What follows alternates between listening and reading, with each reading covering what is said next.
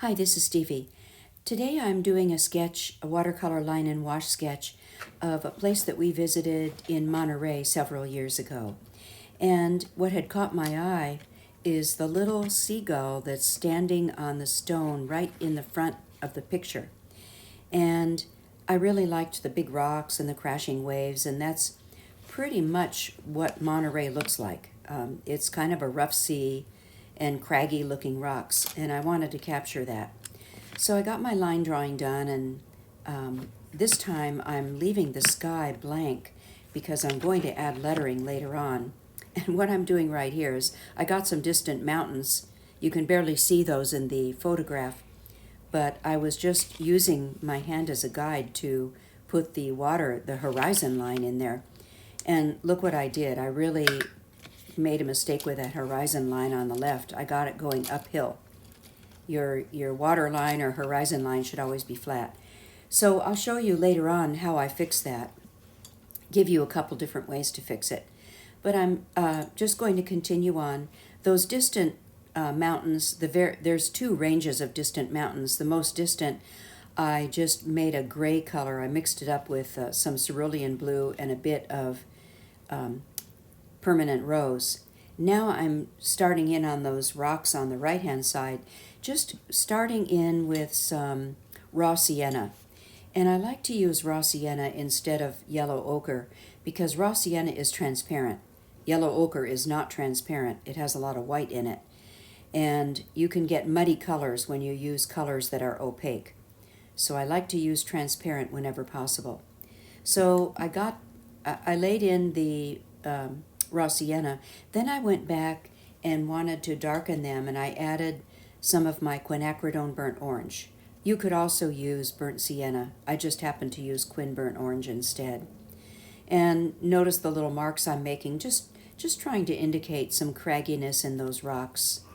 And I added more of the burnt orange color right next to where I had the lines drawn to differentiate one rock from another. And here I'm attempting to get a shadow in on that rock. There was a shadow cast from that big rock over on the left. And I don't know how well I captured that, but that's what that is anyway. So now moving on, I have to let those rocks on the right dry before I go back and add more detail. So I'll just keep moving along. And I work from right to left because I'm left-handed and I don't want to get my hand in the wet paint. And so I'm just getting, again, the raw sienna color in and then getting some darker colors in where I see them in the reference photo, along the bottom where it's wet and in different parts of the rock. And there I was using a mix of the quin burnt orange and a little bit of ultramarine blue, cobalt blue, to get that darker color.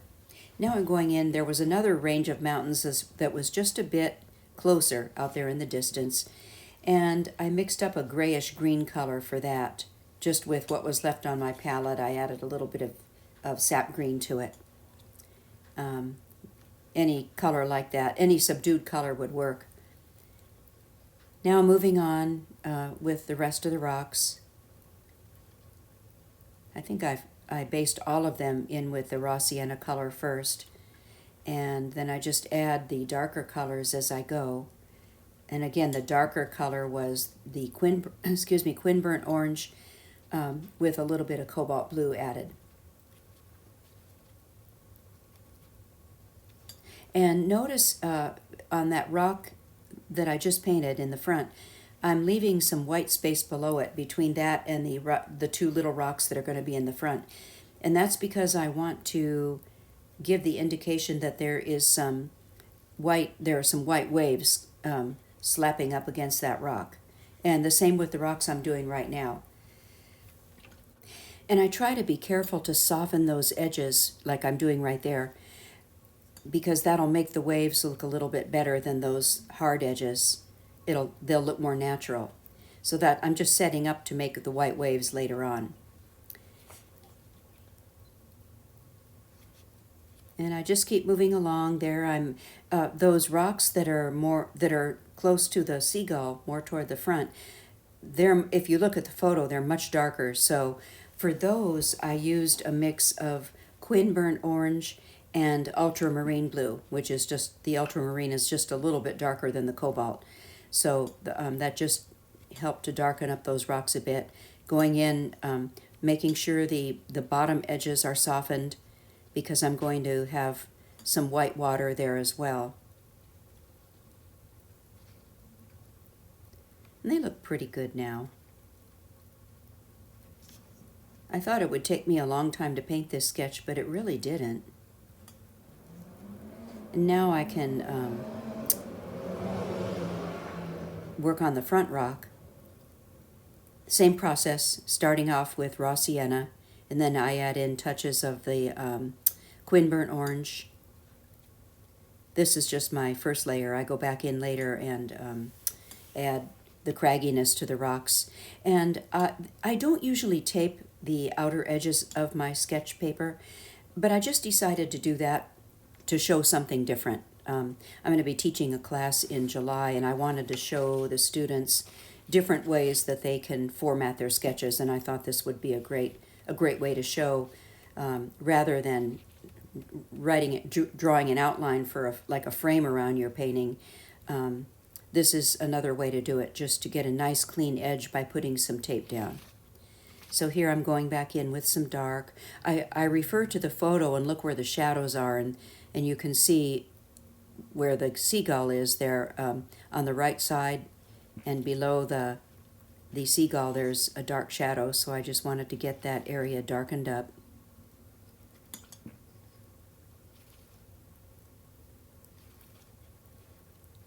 The biggest thing when you draw rocks is to just don't make them all the same.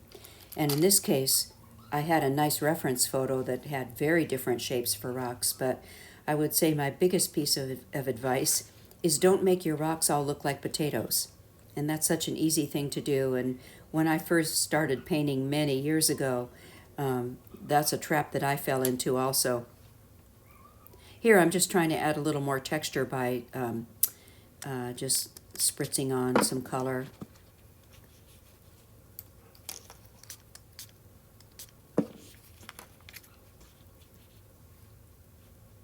Just dropping a little darker color in there. A lot of that's going to disappear, but I thought I'd give it a shot.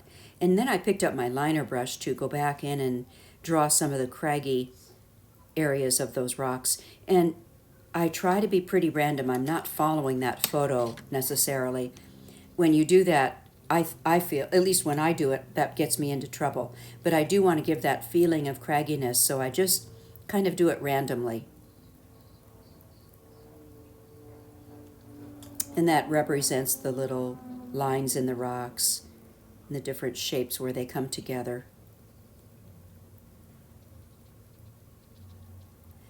I thought I needed some more dark color on that rock at the bottom, so I was just adding some darker color. I think I go back a couple of times and add some more darker color to some of these. I still have to do that over on the right, the rocks on the right too. There I'm using that little brush. That's probably like a number 4 or number 6 brush. And I think all of the brushes I use in this sketch are Velvet Touch by Princeton. Those are nice brushes. They're synthetic brushes, and I use them quite often. I like them a lot. So I was just adding a little more cragginess to those rocks on the right, a little more color. You can see how I move around. If I have to let an area dry, I just move to another area to just keep working. And notice how random it is.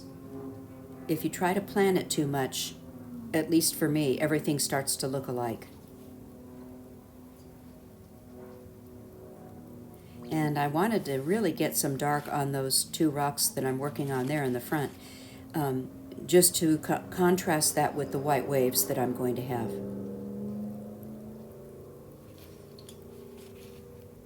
Softening up those edges.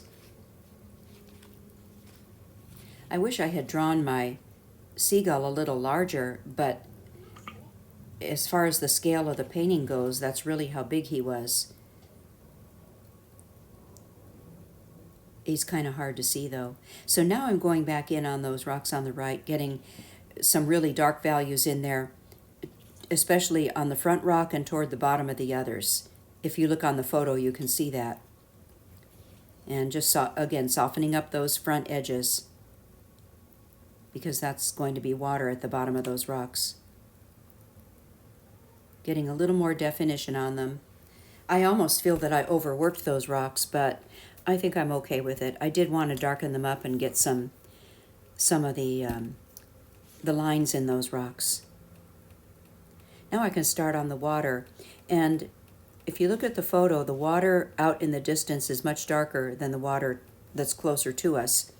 And I made up a mix of ultramarine blue and sap green for that.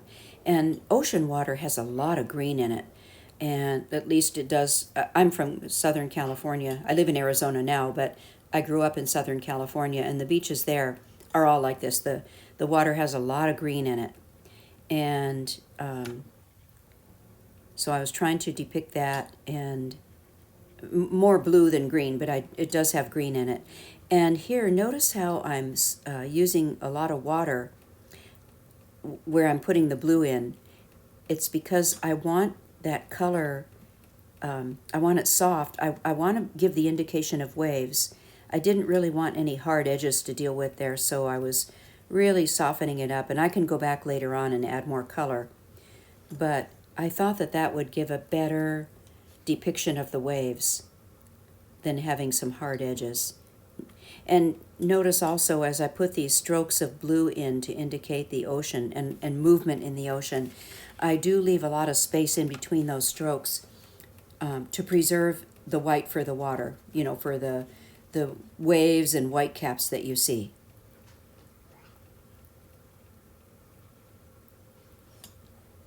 And the strokes, as in the distance, the strokes are flat, you know, flat to the horizon.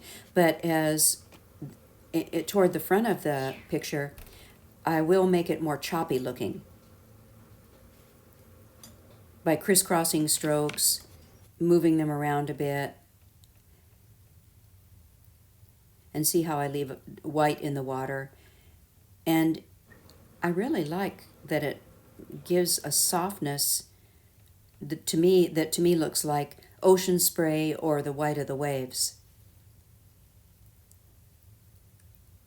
See, I've got some of those crisscross strokes in the front now, but I'm leaving white in between, softening some of them.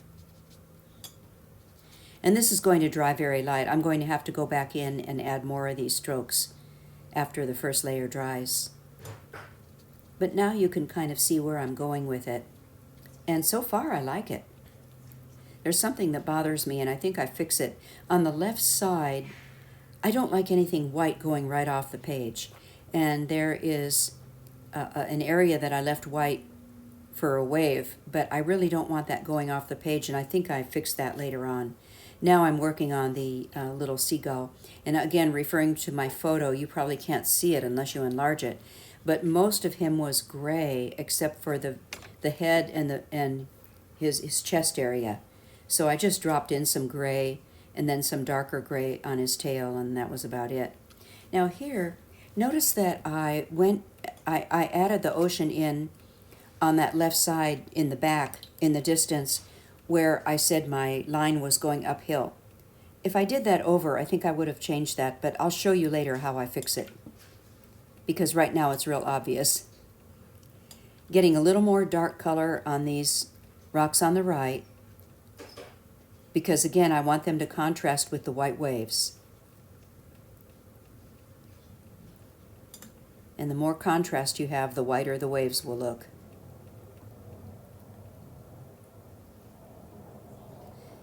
Reinforcing that shadow from the other rock. I guess unless you look at the photo, you don't really know what that is.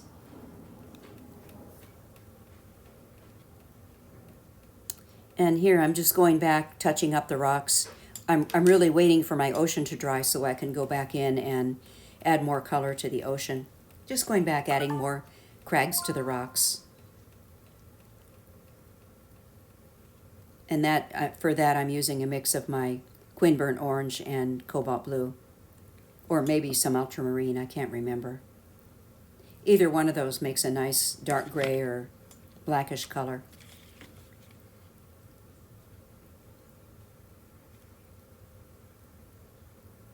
And what I was saying earlier about in order to make the waves look really white, the rocks have to be dark next to them. That's true for the water as well. As I darken up the water, you'll notice that the waves start to look lighter. Not the waves, the white foam on the ocean. Well, and waves. They'll start to look lighter. It's just creating that contrast. And I've said this before in other videos, but the most common thing that I see in paintings, like when you look at paintings online, the biggest issue with most paintings that I see, if they're not well done, is they don't have enough contrast in their paintings. All of the values are the same. And if you want your paintings to get attention, you've got to have good darks and good lights, dark against light. And if you're looking at your painting and you can't quite figure out what's wrong with it, ask yourself that question first. Does it have enough contrast in the values? And there I'm making a choppy looking ocean, adding more color to it, adding more blue and green, just creating that choppiness, and also creating more dark against the light shadow, wave colors, or wave area.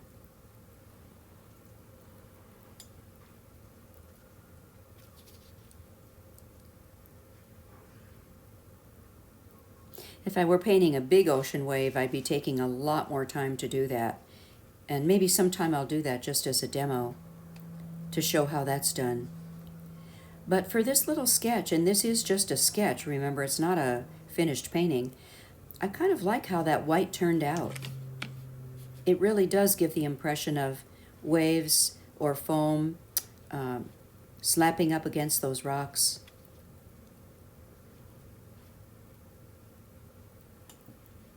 And I see a lot of sketches or paintings online of ocean done in watercolor. And quite often when they do the white waves, they have hard edges on the waves, and that really isn't how waves look. They have much softer edges. And see how the choppy strokes really do make it look like a choppy ocean. And that's how it looks up there. I didn't go nearly as dark in this sketch as what you see in the photo for the ocean, just because it would take so much paint to do that, and this is just a sketch. Now I'm going back to work on that area where the land is going uphill on the left.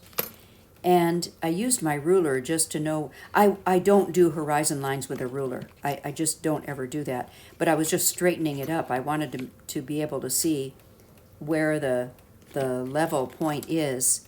So I think I penciled that in. And there's a few ways you can approach this. And I wanted to show you how you can use a white substance to fix that. It's not that big of an area. If it was a much larger area, I'd have to think of something else. But I have some Dr. P.H. Martin's pen white, which they sell, like Michael's or Hobby Lobby sells it, as well as art stores. That is a good opaque ink. And it's in a bottle with that little stopper thing. And so you only need a little bit of it. I just put a little on my brush, and see how I'm just going over that area that was above the horizon line. That's a pretty good way to do it, but you'll notice there is a difference in color on the paper. The paper is slightly a different color than that white. So that's why you can't do that in an area that's really big, because it would be very noticeable. Oh, there, I'm just straightening out my line. That would be okay for a sketch. And I'm using the same micron pen that I did to do the sketch, just to redraw the line of the horizon line. This is a Posca pen. And if you don't have a Posca pen, get one. They're very handy. Get the fine point one. They're great for fixing up little places on your sketches. And sometimes you can paint over them, but it's a great way to get rid of little things that you don't want people to notice on the paper. Well, then I had another idea, and I don't know why I didn't think of this in the beginning, but after I take the tape off, I'll show you. I was using artist tape, ooh, and that stuff really sticks. And you have to be really careful when you lift it off the paper. And you'll notice, pull the tape away from the picture. Pull it toward the edge of the paper, because you can easily damage your paper with this tape. It is so sticky. I should have used my just my green, what do they call that, frog tape or something, but I used this artist tape instead. And you just have to be careful not to damage the paper. So I'm just taking it off, being careful to pull it away from the drawing or painting. And it leaves a nice clean edge. That looks really nice, doesn't it? So that's one way you can frame your painting in a sketchbook. And don't forget, I'm leaving the sky blank because I'm going to go do lettering later on. But I still have to deal, I don't have to, but I had another idea for fixing that area on the left. And I thought, why didn't I think of that before? Just extend that grayish mountain, and that would solve the problem. And nobody's going to know that it's not really there when they're looking at this photo. So that's what I did. I went back in and drew the most distant mountain and used that same grayish color to fill that in, and that took care of the whole problem. You can still see a tiny bit of that white, but it's really not noticeable, and I'm not going to worry about it. But I thought that was a good solution. And my waves look pretty good. I like how they turned out. So thanks for watching, and watch for part 2 when I do the lettering.